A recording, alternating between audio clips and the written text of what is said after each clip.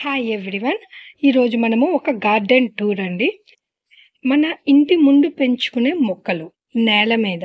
First మనము తులసి మొక్క నుంచి స్టార్ట్ చేద్దాము.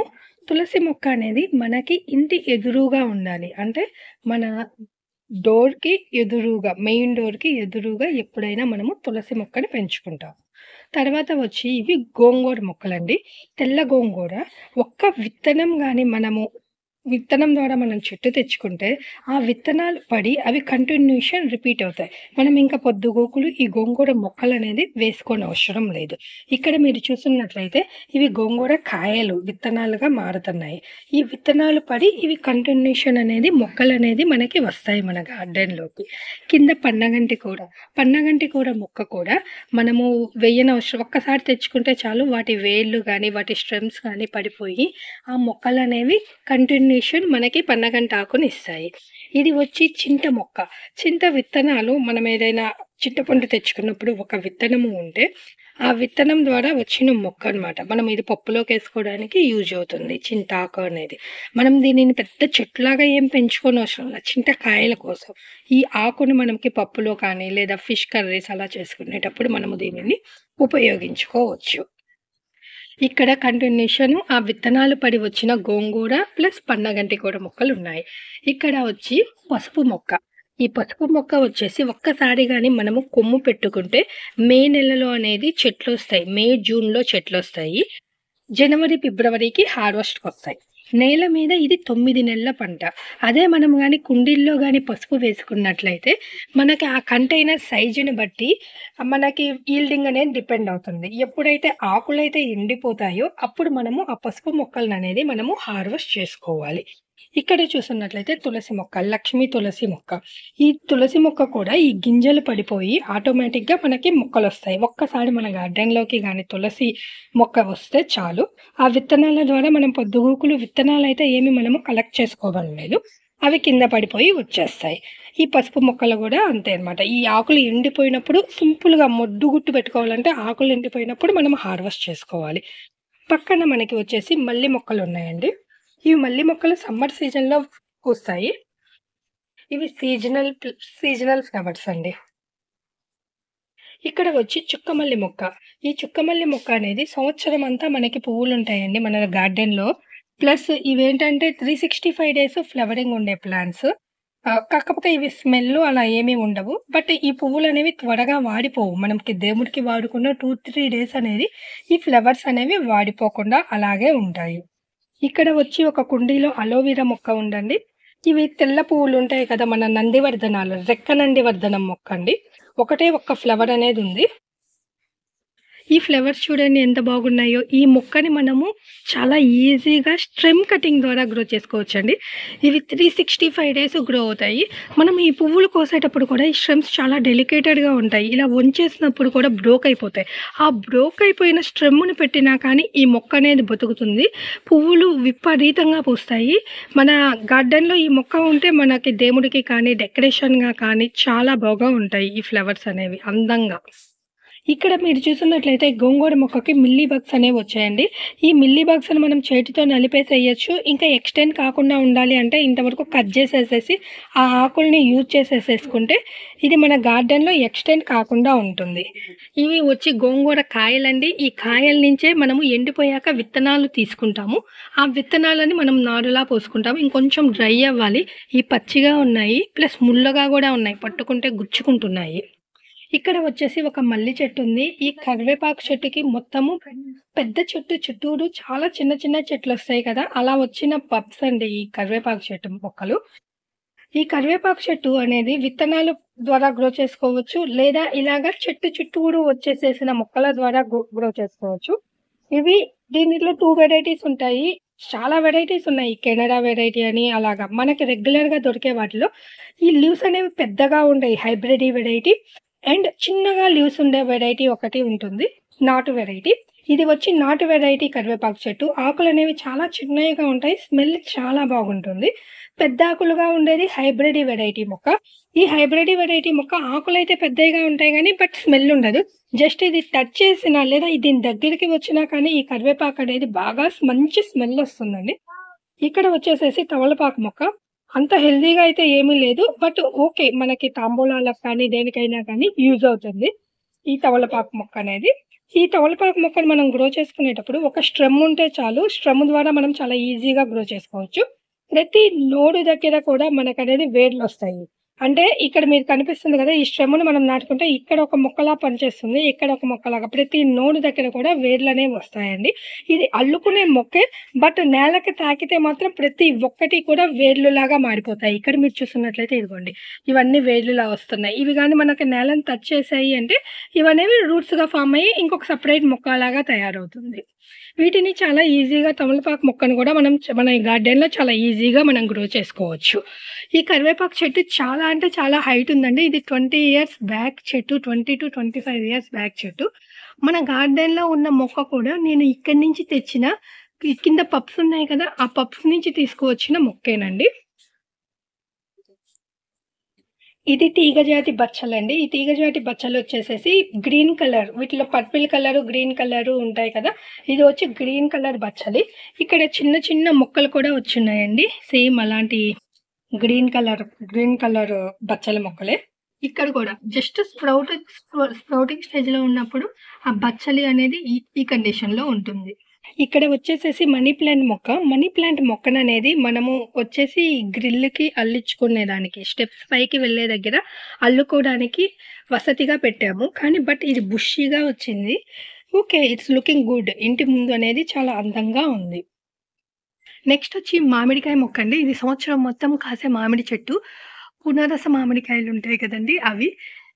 ఇప్పుడు ప్రెజెంట్ అయితే పూత మీద ఉండి కాయల మీద అయితే లేదు. ఆల్‌మోస్ట్ ఆల్ ఇది 17-18 years back plant.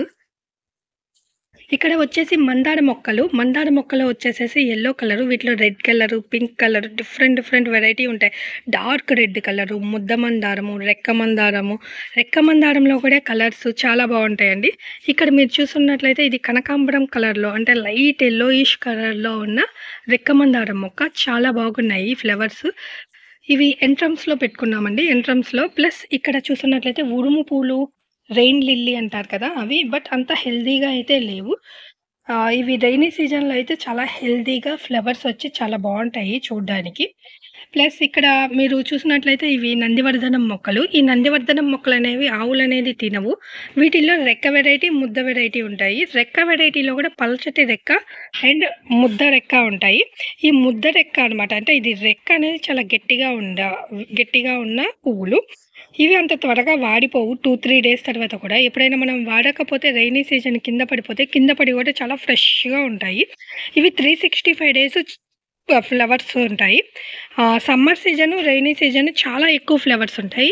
Winter season కొంచెం తక్కువగా ఫ్లవర్స్ ఉంటాయి. బట్ ఇవి పూలు కోసినప్పుడు మనకి ఈ పువ్వుల్లో నుంచి పాలు అలా వస్తాయి. ఆవులైతే తినవు. ఇంటి ముందు ఒక కొంచెం ప్లేస్ ఉన్నా కానీ మీకేదైనా ఫ్లవర్ మొక్క ఆవులు తిననివి, బర్రెలు అలా తిననివి కావాలి అంటే ఈ మొక్కనైతే పెంచుకోవచ్చు. గన్నేరు మొక్కలు. ఇక్కడ వచ్చేసేసి వాము మొక్కలు. ఒక్క స్టెమ్ దొరికితే చాలు. ఇది చిన్న బిర్యానీ పార్సెల్‌లో కూడా ఈ మొక్క అనేది బెతుకుతుంది. కుండీలోనైనా పిచ్చి పిచ్చిగా గ్రో అయిపోతుంది. ఒట్టి స్టెమ్ ద్వారానే దీనికేమి మొక్క వేర్లతో కావాలి అనేం లేదు. ఒక్క స్టెమ్‌తో మనకివి చాలా ఆకులనేవి వస్తాయి. ఇది ఉసిరి మొక్కండి. ఉసిరి మొక్క అనేది ట్రిమ్ చేసేస్తుంది. ఇది విత్తనాల ద్వారా గ్రో చేసిన నిమ్మ మొక్క. ఈ నిమ్మ మొక్క విత్తనాల ద్వారా గ్రో చేస్తే ఫ్రూటింగ్ రావడం చాలా లేట్ అవుతుందండి. ఇక్కడ మీరు చూస్తున్నట్లయితే ఇదైతే 3 ఇయర్స్ బ్యాక్ మొక్క అండి. ఇది ఆరెంజ్ మొక్కే. నిమ్మ కానీ, దర్భ నిమ్మ గానీ, ఏదైనా నిమ్మ జాతి మొక్కలు విత్తనాల ద్వారా కాయలు రావటము చాలా లేటు. ఇది 3 ఇయర్స్ అయినా ఇప్పటికి ఫ్లవరింగ్ గానీ, ఫ్రూటింగ్ కానీ ఏమీ రాలేదు. అదే గాని మనం డ్రాఫ్టెడ్ మొక్కను గానీ తెచ్చుకున్నట్లయితే మనకి ఈ పాటికి అసలకి ఎన్ని కాయలో అసలు ఫ్లవర్‌తో ఉన్నప్పుడే మనం కొనుక్కుంటాం కాబట్టి ఇప్పటికి చాలా హార్వెస్ట్‌లనేవి వచ్చాయి. ఈ నిమ్మ జాతి ఏ మొక్కలనైనా కానీ విత్తనాల కంటే కూడా డ్రాఫ్టెడ్ మొక్క అయితే బెటర్. ఇది వచ్చి పాత నీళ్లు స్టాక్ చేసుకునే తొట్టె. దీన్ని వేస్ట్‌గా వేయటం ఎందుకులే అని దీంట్లో అంతా చెత్త వేసి, పైన మట్టి వేసి విత్తనాల ద్వారా గ్రో చేసుకోవచ్చని ఇలాగా చెత్తను మొత్తాన్ని కలెక్ట్ చేస్తున్నాము. ఇంత పెద్ద తొట్టెకి మనము మట్టి కలెక్ట్ చేయాలంటే ఆల్మోస్ట్ ఆల్ ఒక హాఫ్ ట్రక్ మట్టి అనేది కావాల్సి వస్తుంది. మనము అలా కాకుండా ఈజీగా మన ఇంట్లో ఉండే వాటి ద్వారానే ఇలా చెత్త పోసుకొని మనం ఈ తొట్టెని నింపుకొని మనం మొక్కలనేది పెట్టుకోవచ్చు. చాలా ఈజీగా గ్రో చేసుకోవచ్చు. ఇక్కడ వచ్చేసరికి బనానా ప్లాంట్స్ అండి. ఈ బనానా ప్లాంట్స్ అనేవి మీరు చూస్తున్నట్లయితే ఆల్రెడీ ఇక్కడ బనానా గెల అనేది వచ్చింది. ఈ బనానా ఫ్లవర్‌ని కూడా మనము యూజ్ చేసుకోవచ్చు. దీనివల్ల కిడ్నీలో రాళ్ళు అలాంటివి లేకుండా ఉంటాయి. ఇక్కడ చూస్తున్నట్లయితే ఒక సైడ్ ఉన్నాయండి. మీకు కనిపిస్తున్నాయో లేయో బనానాస్. ఓకే. ఇది ఒకటి వచ్చింది పువ్వు.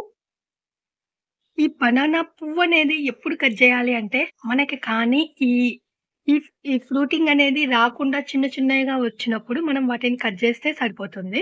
ఇక్కడ మీరు చూస్తున్నట్లయితే అలా కట్ జేసిన బనానా గెలండి.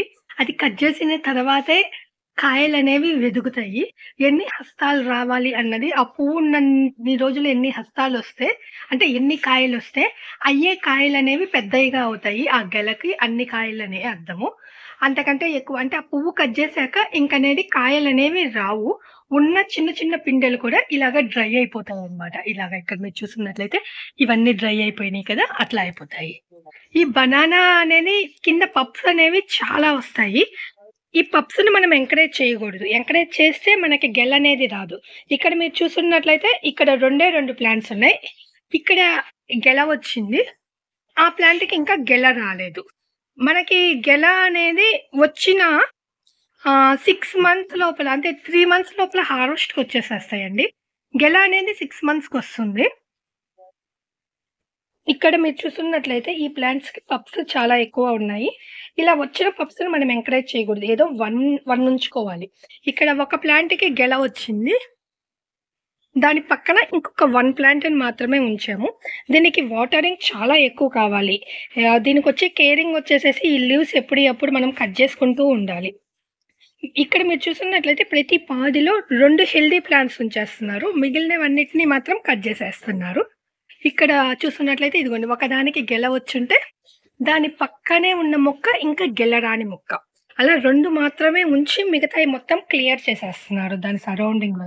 అలా చేస్తే మాత్రమే మనకి గెలలనేవి వస్తాయి. ఇది వచ్చి చాలా గట్టి నేలండి. ఇక్కడ మీరు చూస్తున్నట్లయితే ఏలు కూడా దిగబడదు.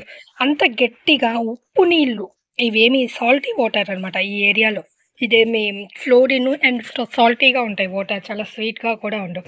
అలాంటి చోట కూడా మనము చాలా ఈజీగా గ్రో చేసుకోగలిగిన మొక్కలండి. ఇవొచ్చేసేసి రూట్స్ అనేవి పైనుండవు. లోపలికి డెప్త్ అయిపోయి ఉంటాయి. ఆ డెప్త్ అయిపోయినప్పుడు దానికి కావాల్సినవన్నీ ఆ ప్లాంట్‌కి కావాల్సిన న్యూట్రిషన్స్ అన్నీ ఆ ప్లాంట్స్ రూట్స్ ద్వారానే సప్లై అవుతాయి. మనం జస్ట్ వాటికి వాటరింగ్ అనేది ఉప్పు నీళ్ళో ఏదో ఒక నీళ్ళనేది వాటరింగ్ ఇస్తే చాలా ఈజీగా గ్రో చేసుకోగలిగిన మొక్కలండి ఇవి. ఇక్కడ మేము చూయించేది కూడా లో మెయింటెనెన్స్ మొక్కలు ప్లస్ జస్ట్ వాటర్‌తో గ్రో అయ్యే మొక్కలు మాత్రమే చూయిస్తున్నాను. ఇది పొద్దుగూకులు మనము ఈ నేలననేది మనము ట్రాక్టర్ల ద్వారా దున్నటం గానీ, లేదా పారతో కానీ తవ్వలేనప్పుడు చాలా ఈజీగా గ్రో చేసుకునే మన ఇంటి ముందు మొక్కలనమాట ఇవి. ఇక్కడ మీరు చూస్తున్నట్లయితే షుగర్ ప్లాంట్. ఈ లీవ్స్ తింటే షుగర్ అనేది తగ్గుతుంది అని చెప్తారు కదా! ఆ షుగర్ ప్లాంట్ అండి ఇదొచ్చేసేసి.